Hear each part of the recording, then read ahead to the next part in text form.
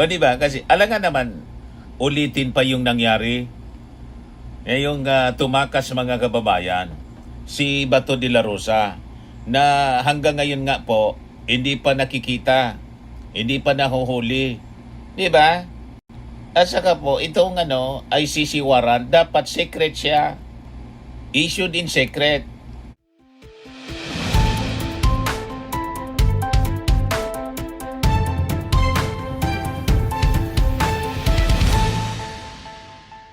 Hello po mga kababayan, si Dante Maravillas. O ang sabi, may warrant of arrest na daw si Senator Bongo, mga kababayan, mula sa ICC. Di paano yan, Mr. Maravillas? Mababawasan na naman. Mababawasan talaga po. Di yan, Mr. Maravillas, confirm na. Hindi pa man masyado kinukumpirma, pero ang nag-announce mga kababayan, si Pulong, diyan na niya, Mr. Maravillas, yung NBI, yung DILG, kinonfirm na ba? Mamaya ibibigay ko sa inyo yung kwento, mga kababayan. Unahin ko muna itong pinapakalat na kwento ni Pulong mismo. Yan, yung post niya mismo nga mga kababayan, 15 hours ago. Sabi diyan, a highly reliable source informed me that ICC arrest warrants against Senator Bongo and 2 former police officers have already been issued. Wala na ba talagang katapusan ang administrasyong ito sa paggamit ng ICC bilang political weapon laban sa kanilang mga kalaban? Wala na ba talaga kayong awa o hiya sa pinagagawa ninyo? Huwag gamitin ang mga ahensya ng gobyerno sa pagsupil at pagpapatahimik sa mga kalaban sa politika para lang mapagtakpan ang mas malaking issue ng pagnanakaw sa kaban ng bayan. Yung ibang post niya, hindi na natin maintindihan kasi Bisaya na. Ito, sabi niya dito sa last, los ninyo mga talawan o kurap, karma lang nalang amo. Diyan niya Mr. Maravillas ang katotohanan ng balitang yan. Ako tingin ko, baka mayroon na talaga. Kasi siyempre, mayroon din silang mga intelligence, tawag dito, information, may mga agents din sila. May mga contact sila din mula sa mga agencies ng ating gobyerno. Kasi yung kanyang tatay mga kababayan, dating Pangulo. So marami sa mga nasa gobyerno natin, sa intelligence community, may connection pa rin sila, may contacts pa rin sila mga kababayan. Kaya nagli-leak sa kanila yung mga information mga kababayan na ganito. Pero yung ating National Bureau of Investigation at saka yung DILG, nagpalabas na rin po ng statement. Na yung NBI, ang sabi, wala pa man sa kanilang official communication. Ito yung report ngayon, mga kababayan ng National Bureau of Investigation. Sabi ni Director Matibag, Melvin Matibag, wala pa mang official communication on alleged ICC warrant laban kay Bongo and 2 other former official ng PNP. Yan sabi dyan, wala po kaming nare-receive pa.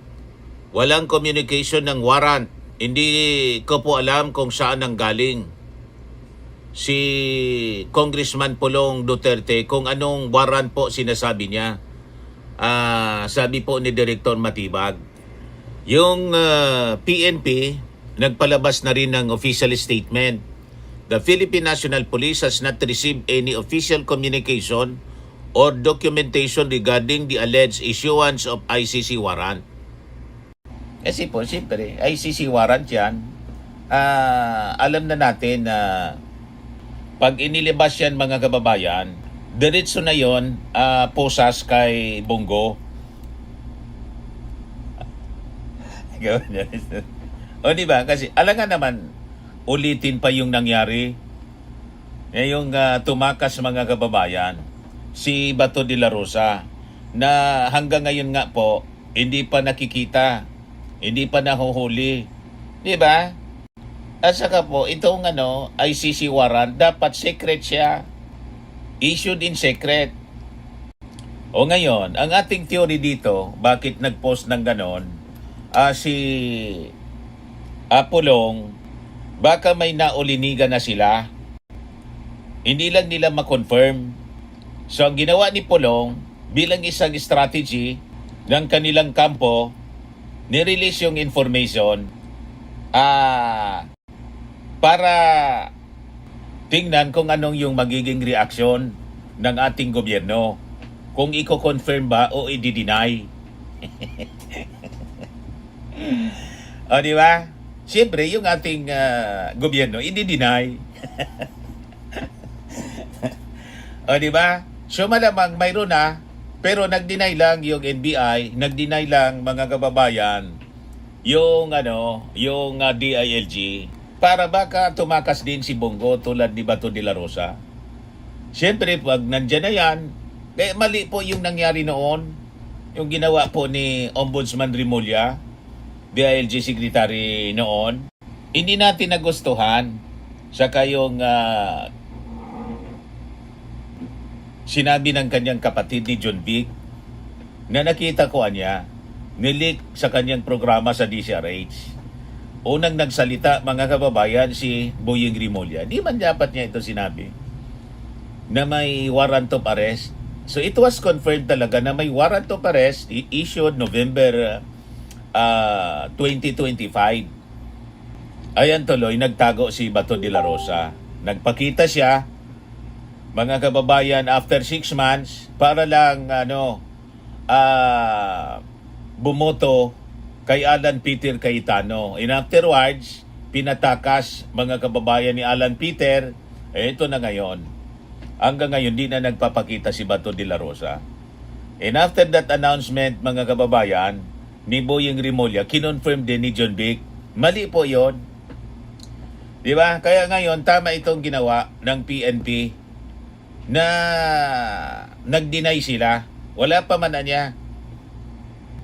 Kasi ang tingin natin, nilik ni nagpalabas siya, nag-post siya ng ganito para i-confirm kung totoo yung naulinigan nila na balita na may warrant of arrest na kay Bongo at 2 pang opisyal ng PNP na sangkot.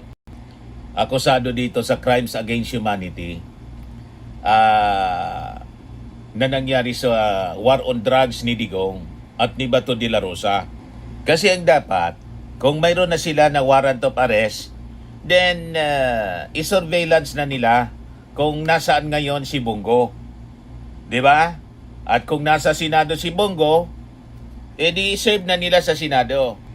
Just like nung nangyari, mga kababayan, sa mga senador, ba't hindi yung tulad ng ginawa kay Bato de la Rosa? Dapat hindi yun maulit na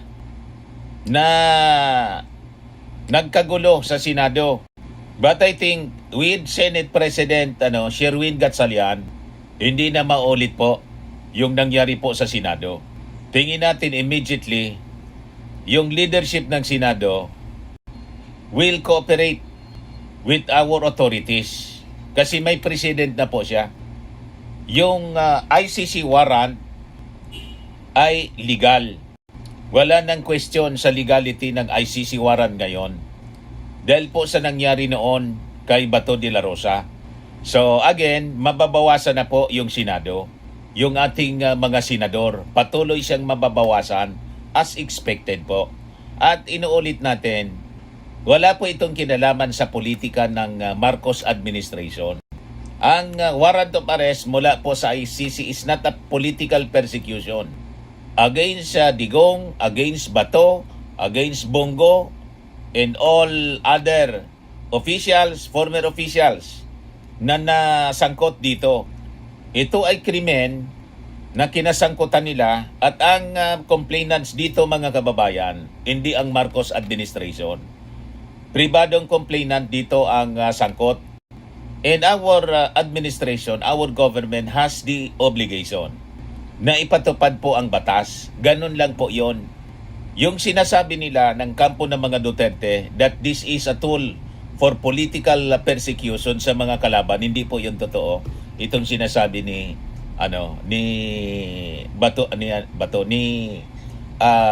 Pulong Duterte na sinasabi niya ginagamit ang ICC bilang political weapon. Wala pong ganon. Itong ICC warrants wala pong kinalaman sa politika ng Marcos, kundi ito'y may kinalaman sa crimes against humanity na final laban sa kanila ng mga pribadong complainants. In relation sa war on drugs ni Digong, ganun lang po yon. Nagkataon lang mga kababayan na ang presidente ay yung ating Pangulong Bongbong Marcos nang ilabas ang warrant of arrest. Ganun lang po yon mga kababayan.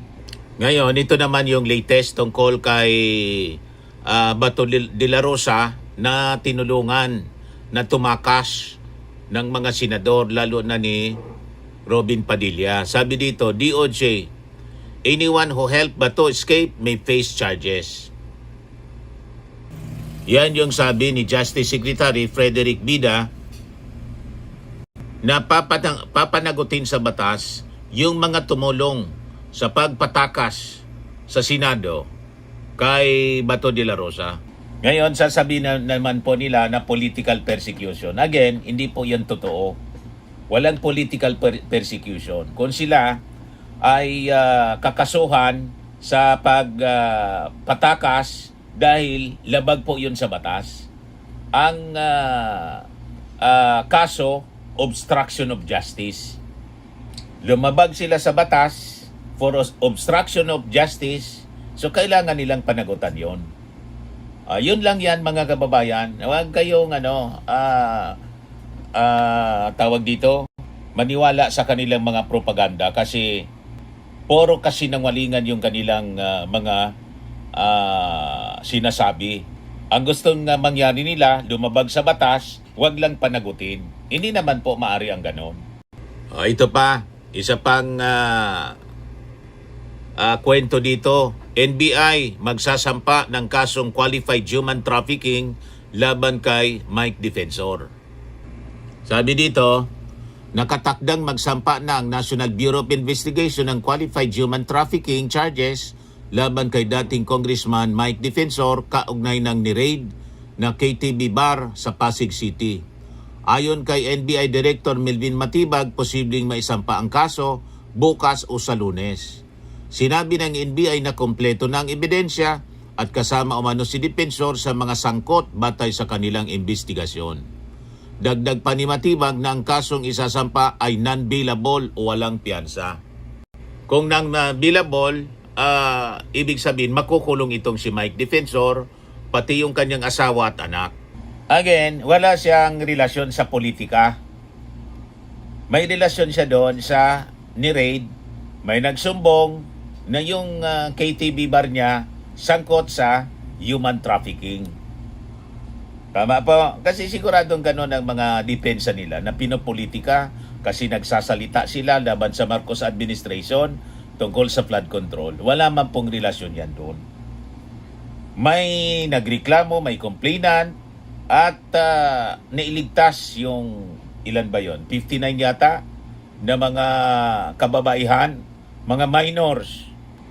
So kailangang sagutin nila sa korte itong mga kasong kanilang kinakaharap. Tama po.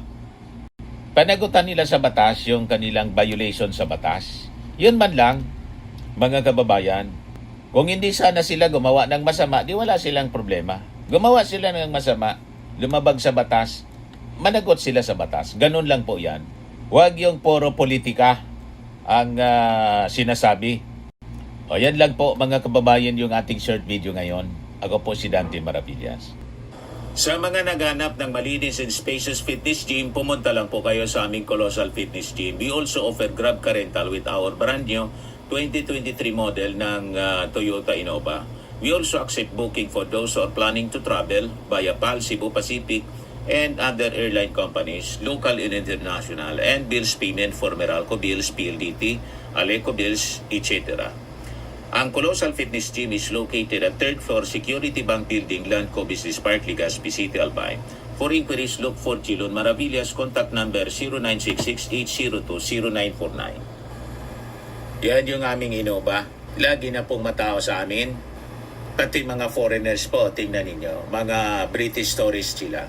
Ang lalaki ng katawan na, mga kababayan, nag-gym sa amin. Ito naman po, Indian National. Ito mga mga European sila. Ito naman yung bago naming product na binibenta online, Eye Glow Serum. Whitening po siya galing sa South Korea. Tingnan ninyo yung epekto sa aking anak na architect entrepreneur, Riz Maravillas. For inquiries, look for Riz Maravillas on FB. Ito naman po, Firmax Firming and Lifting Cream, pinapahid sa mga pulses in other affected area. Mainam po ito sa mga pains at paninigas ng mga kasukasuan. Ito po, Automax Radiant Serum. Sa mukha naman yung application. Anti-aging po siya. You will look 10 years younger than your age. Ito naman po yung bagong product naming binibenta online. I am a worldwide amazing pure organic barley powdered drink mix from Australia. Mainam po ito sa mga cancer patients tulad nitong si Yoli Tan, isang cancer survivor, ovarian cancer survivor. Sabi niya, barley did not just save my life, it gave me a new life. In 2019, Yoli faced the fight of her life. Through surgery and harsh chemotherapy, I am worldwide amazing pure organic barley became her source of strength. It boosted her immune system when she needed it most and gave her the energy to keep going. 100% organic siya po, immune system booster, trusted by survivors. For inquiries, dumiretso na lang kayo sa aking anak na architect entrepreneur, Riz Maravillas. Ito naman po yung bagong product naming binibenta, ay hindi pala. Sa mga mahilig naman po sa mga imported bags and wallets, dumiretso na lang kayo sa aking anak na architect. Dumiretso kayo kay Ma'am Eileen Rosales. Mali-mali tayo. Eileen Closet po. Nakabase siya po sa Amerika. Yan ang kanyang live selling po. Every Sunday, 7 o'clock in the evening, Philippine time, pwede kayo mag-order sa kanya. Diretso.